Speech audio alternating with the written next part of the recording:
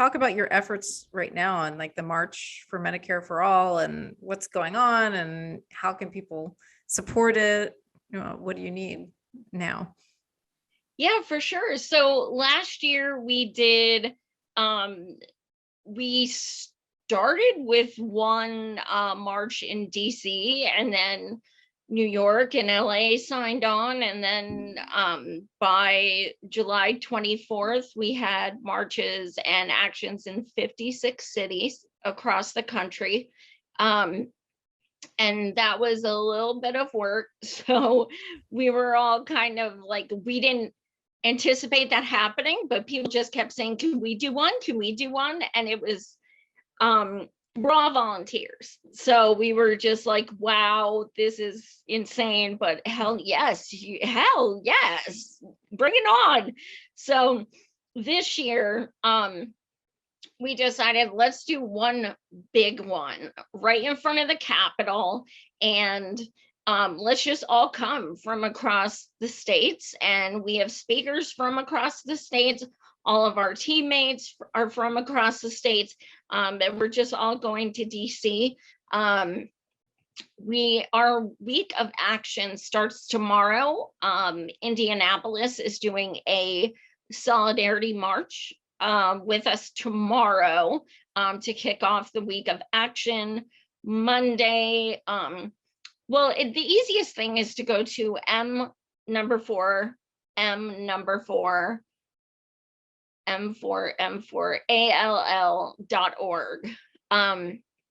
We have things you can do every single day up until the day after the march, which is July 30th, even if you aren't in DC area. So we're doing things like sidewalk chalking or honkin' waves, things like that. It may not sound like a big deal, but they are fun and they get attention. So like, go to the dollar store, grab some Sharpies and some, poster board, just make signs, go stand on a busy corner and hold signs that say Medicare for all. You're going to have people honking. You're going to have people join you. I mean, it is so much fun. I always love doing those. So we have actions every day leading up to the March, July 30th. And then the day after, we will be doing mutual aid in DC with bag lunches and feminine products and socks for the unhoused. So we have a lot going on. We have something big on Thursday and something big on Friday, but we are not disclosing it because we don't want like popo there. It's nothing bad or illegal or but we do have some haters out there who do not want us to succeed because we are actual volunteers and actually fight for this. But let's just say we'll be doing some civil disobedience, some direct actions, some protests. There's going to be some fun stuff. And if you follow us on Twitter at M4all, we'll be posting details each day. So if you're in DC area and want to join us on Thursdays, Friday, and so on, check that day. We'll be posting locations. So yeah, we definitely have a lot planned. We're excited. We've been working on this for months. So it's a lot, but it'll be worth it. And that link is in the description, just so you know. Oh, thank you. Yeah. So for anybody watching, well, now or later, you can look in the description and click on the link. That is, if I used to live in DC. I'm like, if I was still living in DC, I would definitely be there. It's gotten super pricey to fly back from LA at this point. And your flight will be canceled. And who knows if I would actually get there based on what's been going on now. You're right. Yeah, seriously. Well, and also before I forget, we are still taking donations. As I said, we are all 100% volunteer. All of us are broke as fuck. We pay for our own way as far as travel, and our Airbnb is literally fitting 11 people with 2 bathrooms and bunk beds. And we are we are really trying our best to be frugal because we have no money. So, but there's so many expenses that go along with doing something like this, like just for a wheelchair ramp for the stage, $2,000 to rent it. Oh my I mean, God. no lie, $2,000 to rent a wheelchair ramp for a stage. These are the expenses we run into. ASL interpreters, those are over $1,000. Renting speakers and sound, and I mean, there's so many, things that go into this. And we spend months trying to get like the least expensive, and stuff like that. But it's sometimes like, we just end up using our charge cards. I mean, what are you going to do? You can't go without it. So even if everyone chips in like $5 or something, it helps us so much. Yeah. When I edit, I'll put that in the description too. I think I have that link in there too, but I'll add that. Thank you. Yeah, no problem. That's wow. $2,000 for a ramp. Wow. Like, how ableist is that? It's like something someone should offer. Hey, do you need a ramp? Right? Yeah. Like, oh my God, it's bananas. I couldn't believe it. Crazy. Yeah, that's really shocking, because you would think if you're getting a state or something else that would be a low price, like extra, they would have accommodations for disabled people, like, oh yeah, do you need this ramp, like $50 extra, or it should be like a cheap add-on to whatever. Oh well, let me correct myself. It was $1,500 if you wanted the non-ADA one. Oh, why is there a non-ADA? That's what I was like. Okay, listen, do you want her to fall through or something? I don't understand what a non-ADA one. And then they were like, and you have to sign a contract and stuff. And I'm just like, and people are like, why don't you use different kinds of wood and build one and stuff? And I'm like, no. Like, it needs to be ADA. Like, this is not, like, we're talking about Reverend Annie Chambers. Okay, first of all, Black Panther, revolutionary, like, no, she deserves to have dignity and have, she deserves a throne, but, we can't afford that, unfortunately. But no, like, I know people are trying to help when they say things like, why can't you just build one? But like, it's about safety. And that is simply not feasible. We're not going to put anyone's safety at risk to save money. That's not going to happen. What is right? Because ADA? you all are not a big corporation. Right? Like, we don't have insurance to like pay for damages and stuff. What is ADA? It's the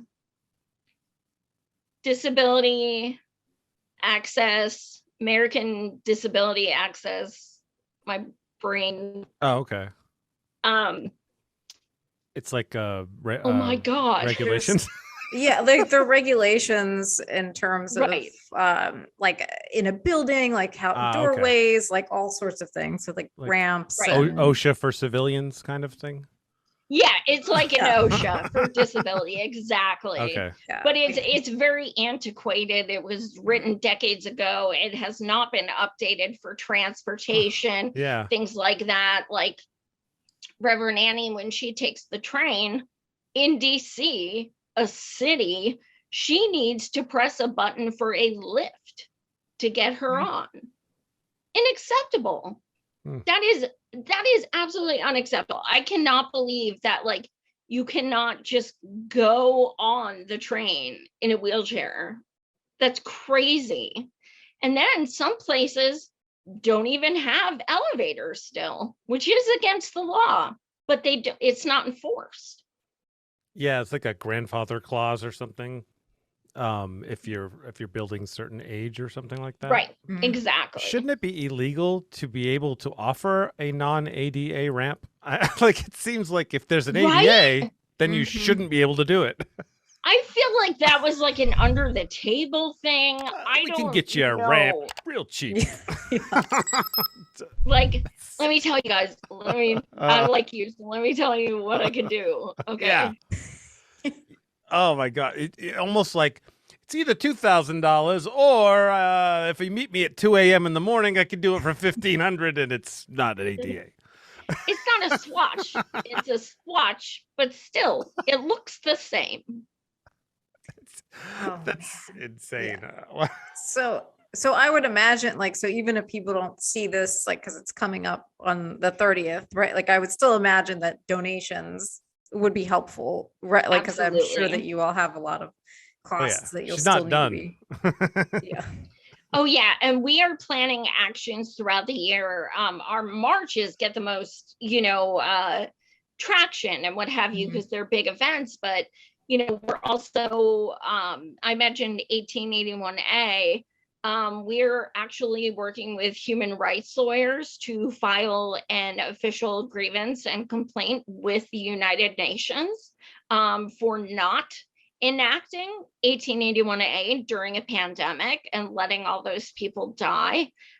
So we will be going to New York with human rights lawyers to file this officially. So we have other actions we're working on. So yes, donations are certainly helpful always. But yeah, right now we have a whole lot of debt for the 30th. Wow. Oh, that's pretty incredible too, that you're working with those lawyers to do that.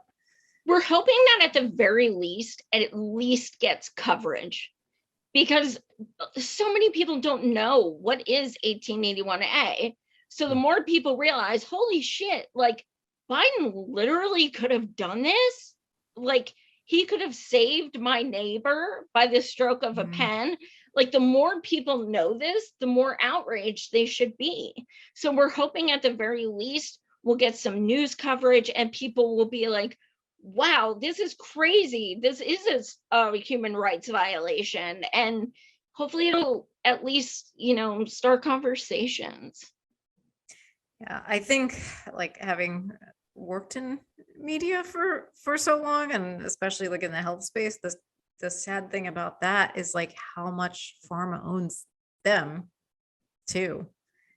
And like so many of the advertisement placements, and like there are so many partnerships that I suspect that's a very good reason for why things like this don't get coverage. Absolutely. And our plan next Friday is gonna hopefully change that. Nice. I really want to know. I'll tell you guys that when we're off there. All right. And like I said, I repeat, nothing bad, nothing illegal, yeah. Are you gonna have Bernie parachute in? No, nothing like that.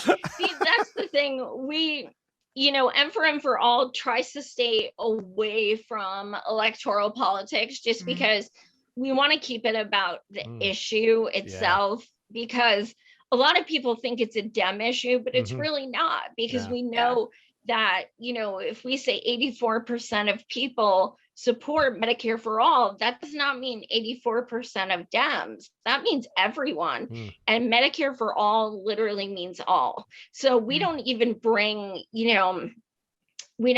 there's no candidates, there's no reps speaking, anything like that.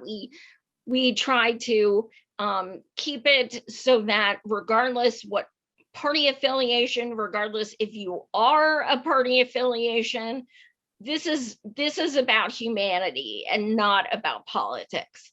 So we like to just keep it that way. Now, that being said, we have met with representatives, and for all has, on, as the organization to hold them accountable. We've met with several.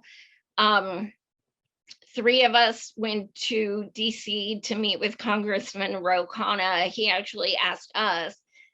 So we went to DC, and I brought about $15,000 worth of medical debt that I accrued within the 2 years since I started going blind, and I have insurance.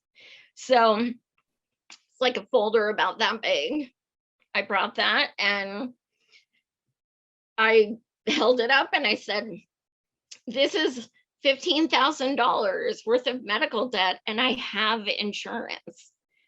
And, we talked for over an hour, and because of that meeting, me and my 2 comrades from M4M for All had with him, he is now working on a medical debt cancellation bill with Bernie.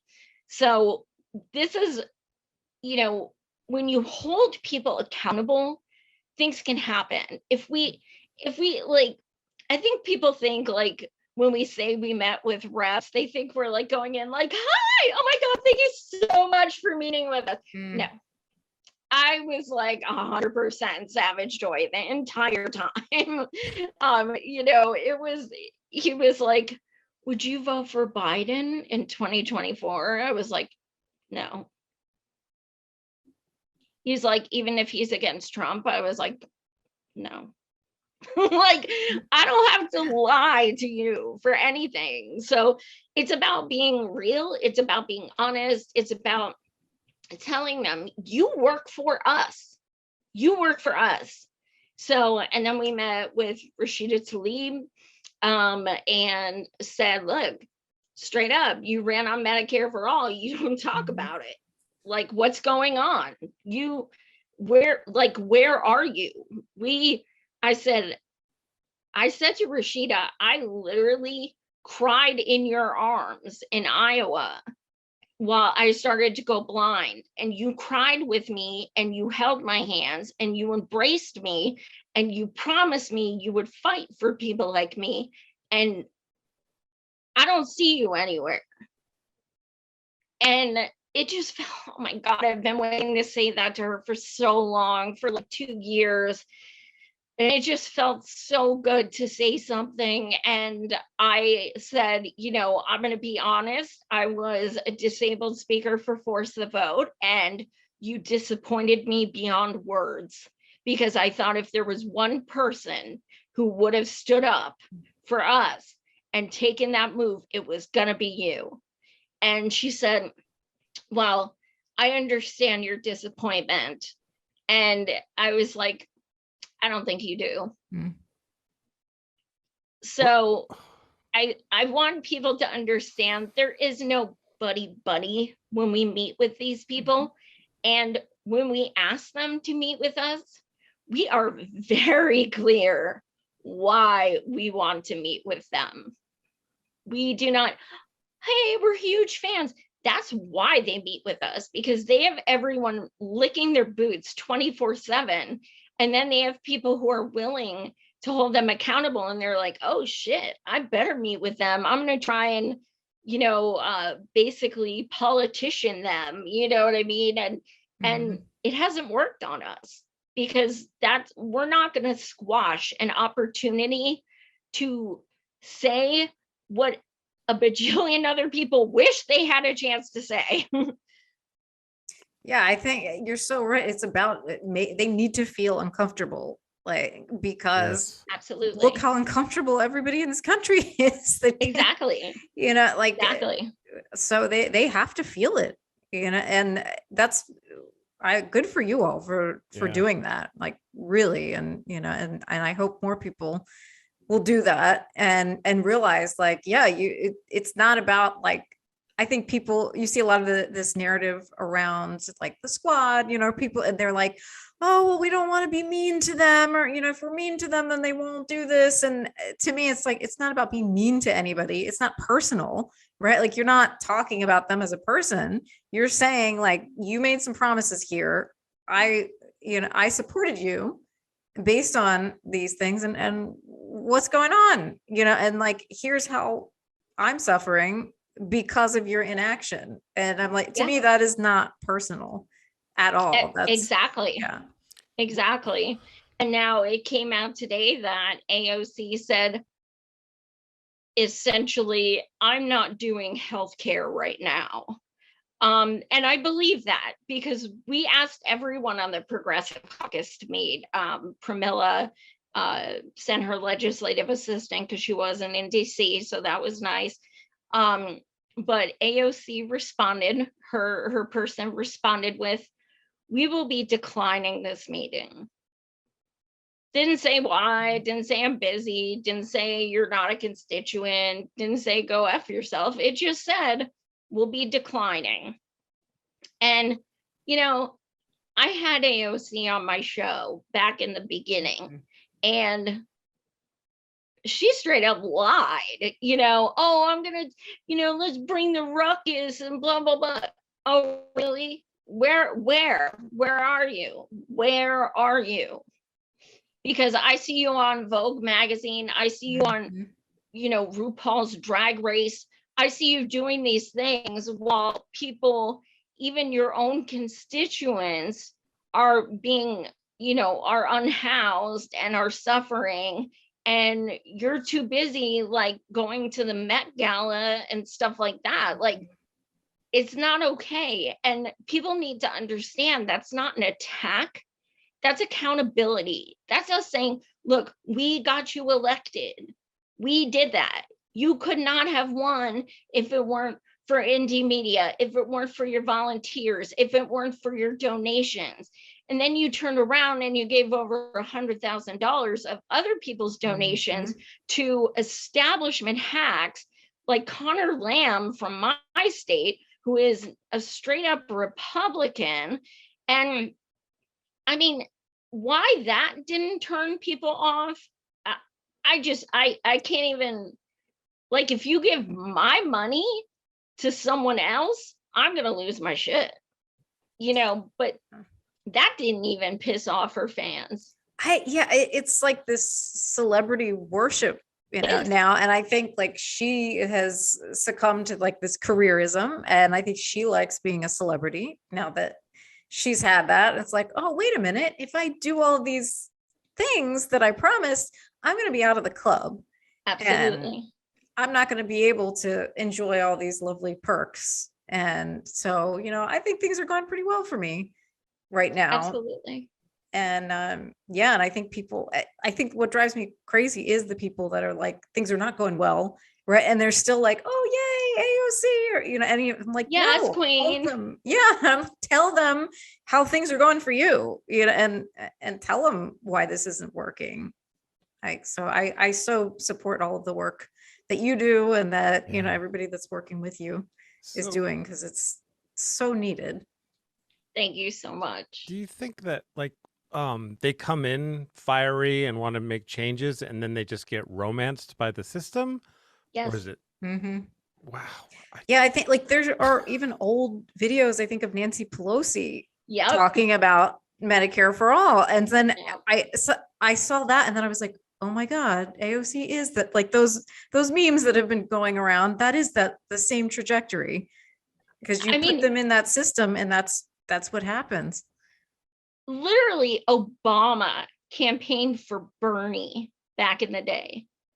Obama. That's bananas. Yeah. You can find videos on YouTube. It's freaking outrageous. Obama was all about, oh yeah, Medicare for all. They change when they get in. Now, some people frustrate me more, because I really, really do believe they went in with the right intentions. I do.